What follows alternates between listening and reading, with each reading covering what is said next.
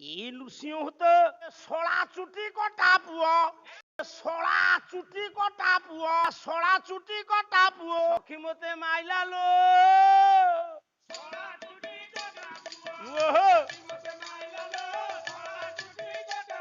সেদিন যমুনা ঘাটে, সেদিন যমুনা ঘাটে সে খালি জানিଛି ତାକୁ କରି ଆସେ ମତେ ବି କରି ଆସେ। ଇ ନୃସିଂହ ତ ମୋ ପଣ ତ ଧଇଲା ଲୋ, ଇଏ ସଖୀ ମତେ ମାଇଲା ଲୋ। ନେଲେ ହରି ହରି ହରିଣୀ ନେତ୍ରାକୁ, ପୁଅ ବିହରି ଗଲା ଏହି ହୁରି। ସମସ୍ତେ ଚିତ୍କାର କଲେ।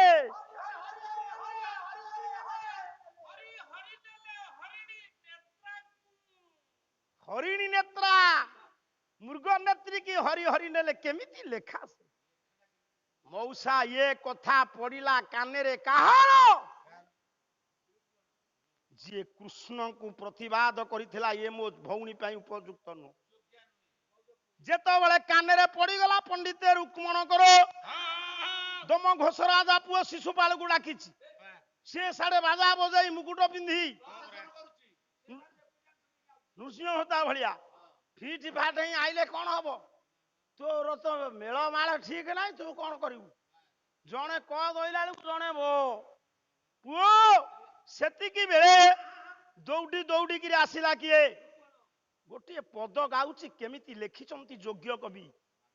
ମୁଁ ବାଛି ବାଛିକି ପଦ ଗାଉଛି। କଣ କହୁଛି ରୁକ୍ମଣ କୃଷ୍ଣକୁ? କହିଲା ଏ ଶିଶିର ବସନ୍ତ ଗ୍ରୀଷ୍ମ ବରଷା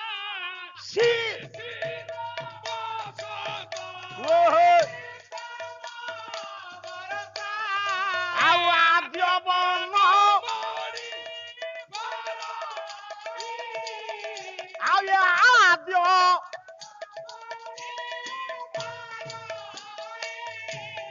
ଆରେ ଜାଗ ଛାଗ ପରି କରନ୍ତି ନିଷେଧ।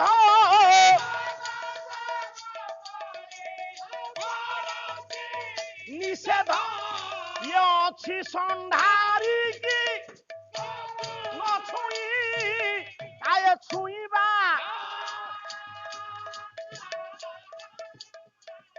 ये तेरे पवित्र है बाधे आये छुईबा।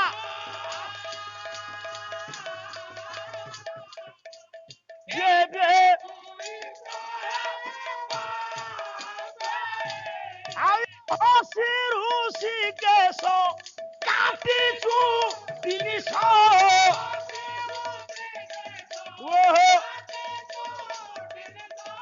ये बंधन कलेरो हस्त आये छुईबा।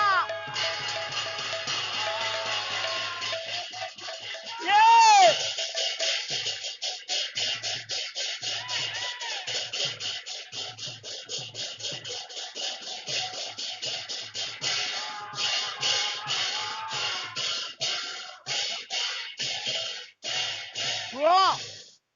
যদুমণি সাহিত্য বলুছি না আর কোন বলুছি? কেমিতি কবি কেমিতি লেখা কলা শিশির গ্রীষ্ম বরষা পুয় শিশির বসন্ত গ্রীষ্ম বরষা আদ্য বর্ণ মোড়ি পারই। কোন আর অর্থ বুঝুছু? শিশির বসন্ত গ্রীষ্ম বরষা আদ্য বর্ণ মোড়ি পারই। কিଏ କହୁଛି? କାହାକୁ କହୁଛି? ତାର ଅର୍ଥ କଣ କହୁଛୁ କହ?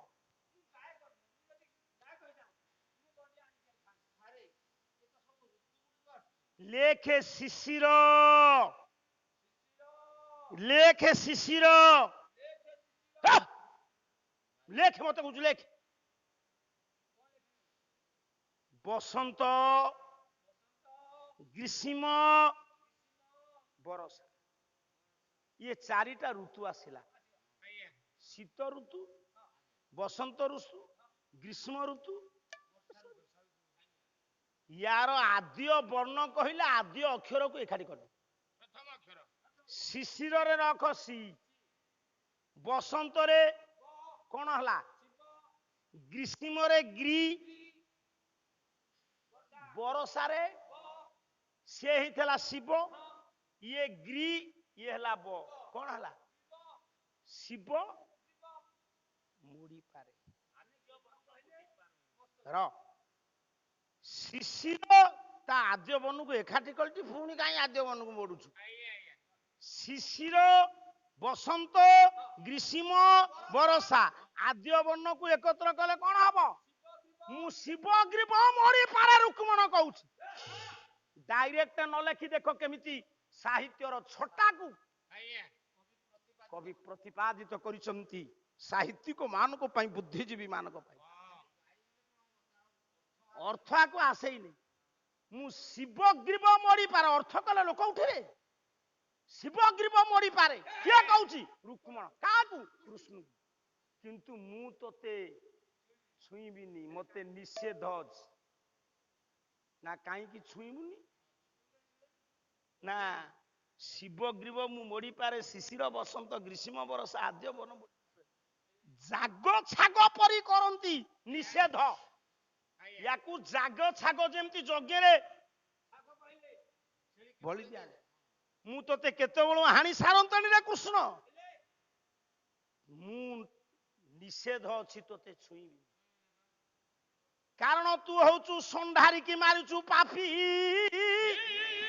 ତୋତେ ମୁଁ ଛୁଇଁଲେ ମୋର ପାପ ହବ। କିଏ କହୁଛି? ରୁକ୍ମଣ କହୁଛି ମୁଁ ତୋତେ ଜାଗ ଛାଗ ପରି କାଟି ଦିଅନ୍ତି, ମୁଁ ଶିବ ଗ୍ରୀବ ମୋଡିଲା ବାଲା ତୋତେ ମୁଁ ଛୁଇଁବିନି। ତୁ ବକାକୁ ମାରିଛୁ, ଅଘାକୁ ମାରିଛୁ, ତୁ ମହାପାପୀ। ସାର୍ କୃଷ୍ଣ କହିଲେ, ହସି ଦେଇ କହିଲେ, କହିଲେ ଛୁଇଁବା ତେବେ ପବିତ୍ର ହବା। ମୁଁ ଯଦି ପାପୀ, ତୁମେ ଯଦି ପୁଣ୍ୟ, କୃଷ୍ଣ କହିଲେ ତାହେଲେ ତୁମକୁ ଛୁଇଁବା। ତୁମକୁ ଛୁଇଁକିରି ମୁଁ ଟିକେ ପାପ ଛଡେଇବି। ଭାସି ଋଷି କେଶ କିଏ? କାଟି ଚୁଟି ନିଶ, ବନ୍ଧନ କଲେ ରଥ ସ୍ତମ୍ଭେ। ଭଗବାନ କୃଷ୍ଣ କହିଲେ ତୁମେ ଯଦି ପୁଣ୍ୟ ତୁମକୁ ଛୁଇଁବା। ହସିକିରି ଋଷି କେଶ ତା ଚୁଟି ନିଶୁକୁ ବାନ୍ଧି ରଥରେ ଘୋଷାରି ଘୋଷାରି ନେଲେ।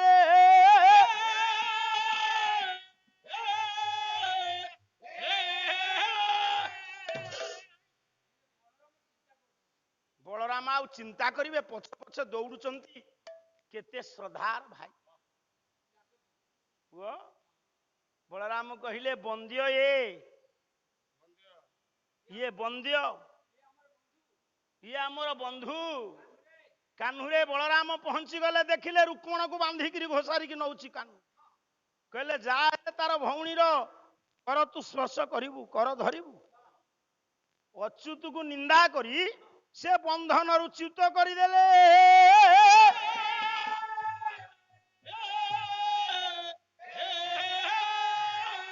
ଅଚ୍ୟୁତକୁ ନିନ୍ଦିଲେ ରୋହିଣୀ ସୁତ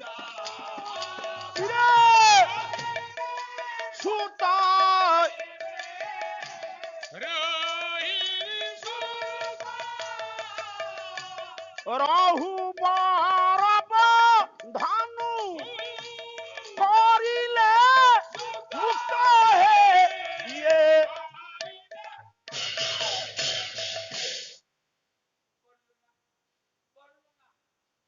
ଅଚ୍ୟୁତକୁ ନିନ୍ଦା କଲେ, କଲେ ତୁ ଗୋଟେ କିଭଳି ପିଲାଟେ କିରେ? ସେ ତୋର ବଡ ଶଳା ହେବେ, ସେ ଆମର ବନ୍ଧୁ, ଇଏ ବନ୍ଦ୍ୟ। ୟାକୁ କୃଷ୍ଣକୁ ନିନ୍ଦା କରି ଭଗବାନ ବଳରାମ କଣ କଲେ ନା ବନ୍ଧନରୁ ମୁକ୍ତି। ଶିଶୁପାଳ ସେଇଠୁ ଶିଶୁପାଳ ହେଇକି ଗଲା। କଣ ମଉସା ବୁଝୁଛନ୍ତି? ଇଏ ଦୁନିଆରେ ଭଗବାନ କୃଷ୍ଣ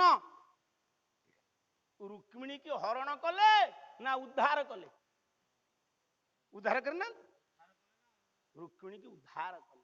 କାହିଁକି ନା କନ୍ୟାର ଅନିଚ୍ଛା ସତ୍ୱେ ଇଏ ଦୁଷ୍ଟ ଦୁର୍ଜନ ଅହଙ୍କାରୀ ବର୍ବର ପ୍ରଗଳଭ ଅନାର୍ଯ୍ୟ ଦସ୍ୟୁ ରୁକ୍ମଣ ଗୋଟେ ଦୁର୍ଜନ ସହିତ ବିବାହ ଦେବା ପାଇଁ ଚାହୁଁ। କାରଣ ଇଏ ଯୁଗେ ଯୁଗେ ଅବତାର ହବ ନିଭାରା ନିବାର ଯୁଗେ ଯୁଗେ ଅବତାର ହବ ନିଭାରା ନିବାର ଇରେ ବାରଣ ତାରଣ ତୁମ ବାନା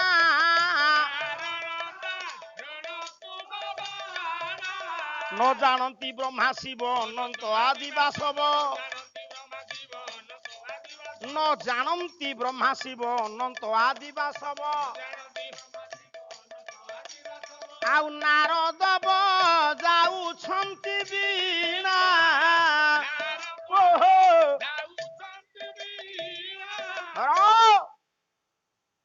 ଇଏ ଯୁଗେ ଯୁଗେ ଅବତାର ଅବନି ଭାରାକୁ ଶ୍ୱାସ କରିବା ପାଇଁ ଦୁଷ୍ଟ ଦୁର୍ଜନ ମାନଙ୍କୁ ଦଳନ କରିବା କାରଣ କହିଥିଲେ ନିଜର ମାଉସୀ ପୁଅ ଭାଇ କିଏ କହିଲେ ମାଲୋ ଶିଶୁପାଳ ଚାରିଟା ହାତ ତିନିଟା କାନ୍ଦୁଥିଲା ଯେତେବେଳେ ପ୍ରଭୁ ଧରିଦେଲେ ଦିଟା ହାତ ଗଳି ପଇଲା ମା କହିଲେ ବାପା ମୋ ପୁଅ ତୋତେ ଲାଗିଲା ନା ମା 100ଟା ଦୋଷ ସହିବୁ 101 ହେଲେ ତୋ ପୁଅକୁ ଆଉ ତ୍ରାହି ନାହିଁ ସେଇ ଅପମାନ ପାଇଲା କିଏ ସେନା ଶିଶୁପାଳ ରାଜସ୍ୱ ଯଜ୍ଞରେ ନିନ୍ଦା କଲା କୃଷ୍ଣଙ୍କୁ କୃଷ୍ଣଙ୍କର କିଛି ବିକାର ଅଛି ଗୋଟେ ଅନୁଷ୍ଠାନରେ ଗୋଟେ ଲୋକଟେ ପତ୍ର ଉଠା ଉଠି କରୁଥିଲା ବାସନ ମଜାମଜି କରୁଥିଲା ଆମେ ଖାଇକିରି ମୁହଁ ଧୋଇଲା ବେଳକୁ ମତେ ଦେଖି କହିଲା ସବୁବେଳେ କଣ ମୁଇଁ ବାସନ ମାଜିବି ଏମିତି କଥା କହିଲି ଲମ୍ବ ହେଇକି ଆସି ପଇଲା କହିଲା ମୋ ଜୀବନ ଥବା ଯେ ମୁଁ ବାସନ ମାଜିବି କୃଷ୍ଣ ନାରାୟଣଙ୍କ ପରି ଜଣେ ବିଦ୍ୱାନ ନିଜେ ସ୍ୱୟଂ ଆର୍ଯ୍ୟାବର୍ତ୍ତର ଶ୍ରେଷ୍ଠ ପୁରୁଷ ରାଜସ୍ୱ ଯଜ୍ଞ ବେଳେ ଯୁଧିଷ୍ଠିରଙ୍କୁ କହିଲେ ମତେ ଏଇ କାମ ଦିଅ ମୁଁ ଋଷି ମୁନି ମାନ ବ୍ରାହ୍ମଣ ମାନଙ୍କର ଅଇଁଠା ପତ୍ର ଗୋଟାଇବି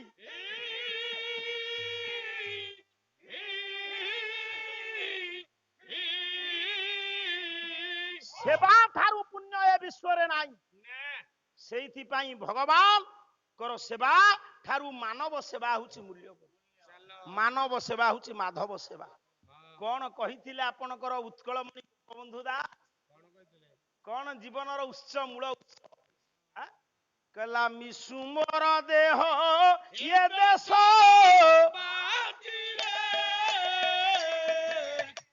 ଦେଶବାସୀ ଜାଲି ଯାଦୁ ଦେଶବାସୀ ଜାଲି ଯାଦୁ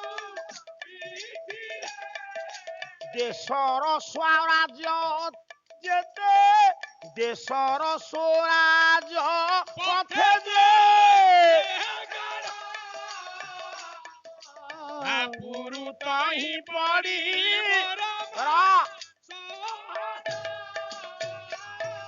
ମଉସା ଇଏ ଏତେ ଓଡିଶାରେ କେତେ ରାଜ ରାସ୍ତା କେତେ ଗାଉଁଲି ରାସ୍ତା ଗୋପବନ୍ଧୁଙ୍କଠି କେତେ ମାଉଁସ ହାଡ ଥିଲା ଯେ ସବୁ ଯାକ ଖାଲ ଖମାରେ ପୂର୍ଣ୍ଣ ହେଇଯିବ ସେ ନିର୍ଯାସ ଅଲଗା ମାନବ ବୋଧତାର ଯୋଉ ଖାଲ ଖମା ସେଇଗୁଡାକ ଗୋପବନ୍ଧୁଙ୍କ ଆଦର୍ଶରେ ପରିପୂର୍ଣ୍ଣ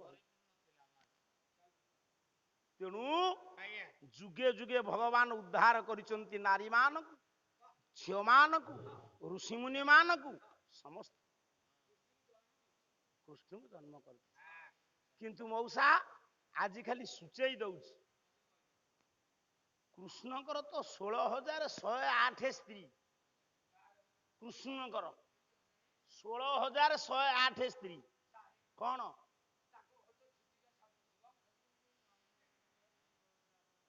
ସେ କହୁଛି ଛୁତି କିଆ ଛାଣୁ ନଥବ ହେଲେ 8 ଜଣ ହଉଛନ୍ତି ସର୍ବଶ୍ରେଷ୍ଠା ତାଙ୍କ ଭିତରେ ସର୍ବଶ୍ରେଷ୍ଠା ଭୀଷ୍ମକ ରାଓ ଯୁଦୁଲଣି ରୁକ୍ମିଣୀ ଏଇ ନୃସିଂହ ତ ରୁକ୍ମିଣୀଙ୍କ ପରି ଲକ୍ଷ୍ମୀ ସ୍ୱରୂପା ସ୍ତ୍ରୀ ଥାଉ ଥାଉ ମନ୍ଦିରରେ କାହିଁ ରାଧାଙ୍କ ସାଙ୍ଗରେ କୃଷ୍ଣ ଏ ପାଇଲେ ପୂଜାରେ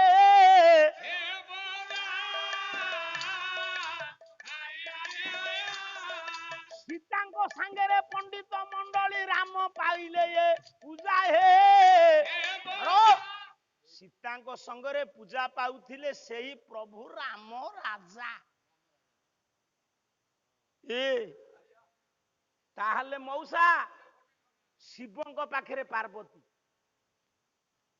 ଲକ୍ଷ୍ମୀଙ୍କ ପାଖରେ, ରାମଙ୍କ ପାଖରେ, ଇଏ ସବୁ ସ୍ୱାମୀ ସ୍ତ୍ରୀ ନା? କୃଷ୍ଣଙ୍କ ସ୍ତ୍ରୀ ରୁକ୍ମିଣୀ, ସତ୍ୟଭାମା, ମିତ୍ରବିନ୍ଦା, ଲକ୍ଷଣା, ସତ୍ୟା, ଜାମ୍ବବତୀ, ଏମାନଙ୍କ ସାଙ୍ଗରେ ପୂଜା ନ ପାଇ ରାଧା କାହିଁ ପୂଜା ପାଇଲା?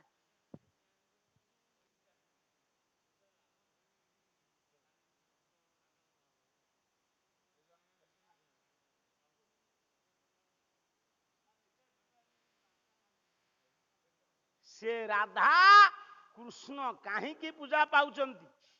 ଗୋଟିଏ ଦିନ ଇଏ ଗ୍ରାମରେ ବହୁତ ଗୋପାଳ ସମ୍ପ୍ରଦାୟ, ଯେତିକି ଜାଣିଛେ କ୍ଷୁଦ୍ର ବୁଦ୍ଧିରେ କହିବ, କିନ୍ତୁ ଯୋଉଠି ରହିବ ତାଠୁ ଆଦାୟ କରିବ। ମତେ ଯେତିକି ଜଣା, କାରଣ ସମ୍ଭବପର ହେଲାନି ସବୁତକ ପଦ ବୋଲିବା, ବ୍ୟାଜ ନୁହେ ଗିର ୟାକୁ ବୋଲି ହେଲାନି, ଆହ୍ଲାଦ ଚନ୍ଦ୍ରରେ ବୋଲି ହେଲାନି। କହିଲା ଇଏ 16 ଚୁଟି କଟା ପୁଅ,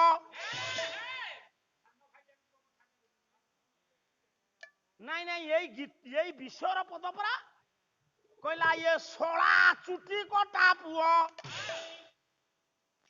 16 କିଏ? କୃଷ୍ଣଙ୍କର।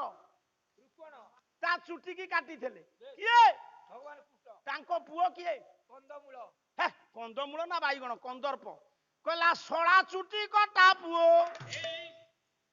ଦାଦି ସଖୀ ମତେ, ହଁ ସେଇ ଯୁଗୁରୁ ତ ଚୁଟି ସେ ଅଡୁଆ କରେ। କହିଲା ସଖୀ ମତେ ମାଇଲା ଲୋ,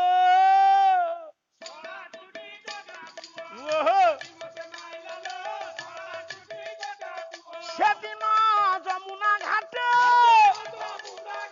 ସେଦିନ ଯମୁନା ଘାଟେ। ସେ ଖାଲି ଜାଣିଛି ତାକୁ କରି ଆସେ, ମତେ ବି କରି ଆସେ।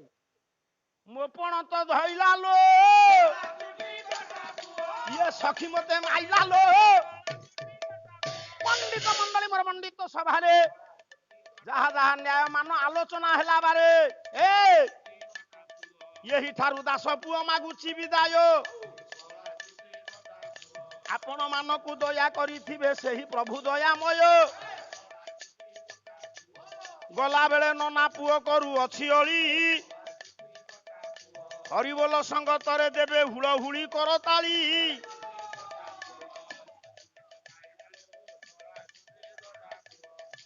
କହିଲା ଦିନ ଜନ ସର୍ବାନନ୍ଦ ସାଗରେ ହରିବୋଲ, ये विश्व दुख